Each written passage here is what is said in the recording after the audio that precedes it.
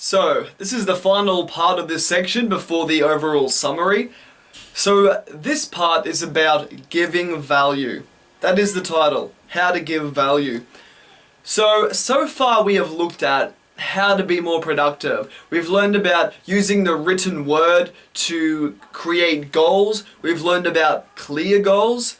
We've learned about mapping out our day using the written word. We've learned about mapping out big goals using Xmind. And we also learned about deep work and how to be more productive. So a bunch of these different tools that I've mentioned, such as having clear goals, having deep work, writing out your schedule. Those are great tools for being productive.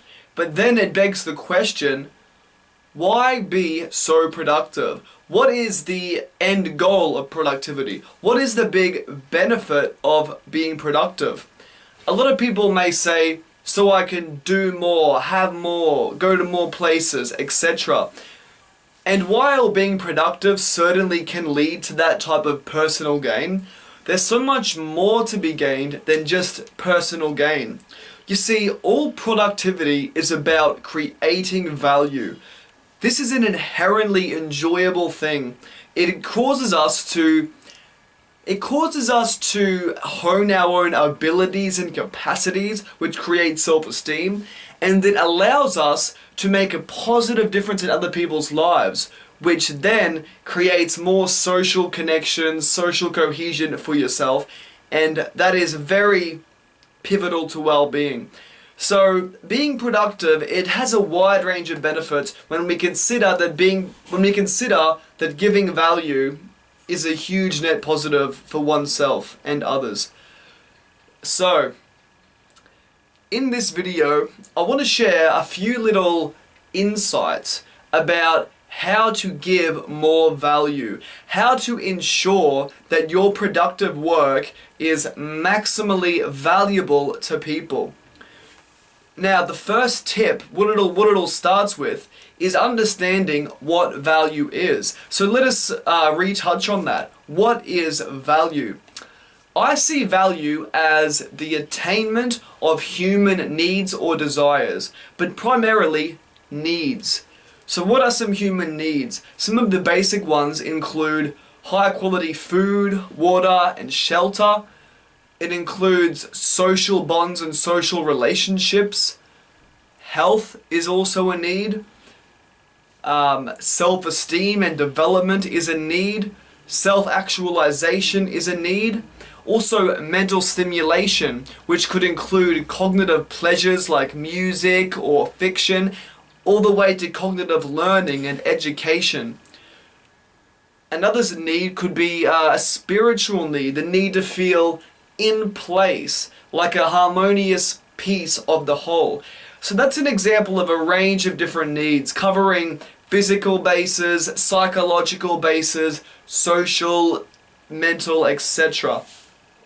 So we have an understanding of what value is. Value is when you help people to meet these needs, when you help people to have optimal health and well-being.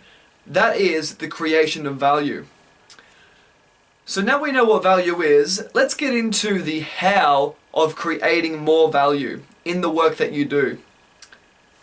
I've distilled a little 3-piece process, like a 3-step process for creating more value in your work. So I'm going to give an overview of the 3, and then we may elaborate on them, but I'm not sure if I'll elaborate fully, because it can get pretty specific. But if you want to see the full elaboration, it's on the document in the online course. So, the big 3-step process for creating more value, which I have found, it includes these. These are the 3. 1, become very clear on what value you are providing. So, what need are you helping people to reach? What problem are you helping people to solve? It's very good to know the exact value and need that you are providing to people, because that will really hone the project in the right direction. So that's number 1. Understand which value and needs you are helping to create. Number 2.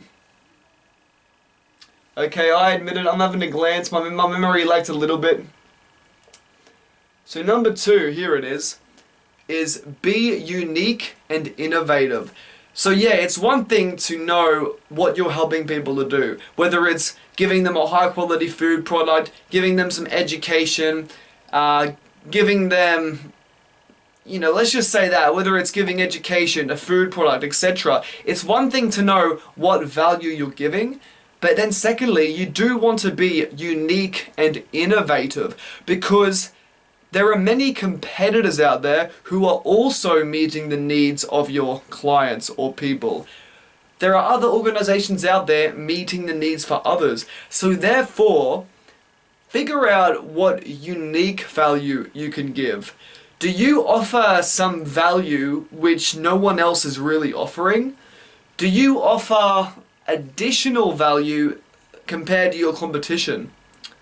So one example, just say you're selling like coconut flakes. A lot of organizations who sell coconut flakes are selling it in plastic, but what if you had a hemp case or a hemp container for the plastic? That's just one example of having a little unique point to what you are doing. That is what it means to be unique and innovative, to do something a bit fresh, to provide value in a different combination, to provide a different combination of value and needs. So that's tip number 2. Tip number 3 is systems. So this comes down to having an efficient, streamlined system where the right people can view your product, learn about your product, and then buy your product. So you want to really put your product onto platforms where your audience will be able to see them. There are many platforms, and it's a good idea to use multiple platforms. So you can use social media like Facebook and Twitter. You can use YouTube videos, blog posts, ClickFunnels, even physical marketing such as posters or business cards at events. There's many possibilities for where you can place your product. So yes, you want to have a streamlined process where they can easily see it, but then where they can learn about it in a quick and easy way, and then with the click of a button they can easily buy the product. You want to create a schmick streamlined system for delivering the product.